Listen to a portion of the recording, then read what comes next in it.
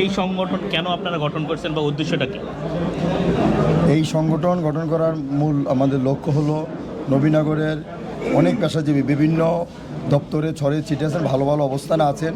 তারা সুসংগঠিত না, বিচ্ছিন্ন, সবাইকে সুসংগঠিত করে নবীনগর এবং বাঞ্ছারামপুর তথা ব্রাহ্মণবাড়িয়ার যাতে সার্বিক উন্নয়ন করা যায়। বিভিন্ন সেক্টরে যখন যে সেক্টরে যে কাজ থাকে সেখানে সেই মন্ত্রণালয়ে আমাদের অনেক লোকজন আছেন অথবা সেই অধিদপ্তরের লোকজন আছেন, তাদেরকে সমন্বয় করে নবীনগরের উন্নয়নে যাতে আমরা একটা কার্যকর ভূমিকা রাখতে পারি এবং নবীনগরবাসী যাতে উন্নয়ন হয় সেই লক্ষ্যে কাজ করতে পারি, এটাই আমাদের মূল লক্ষ্য।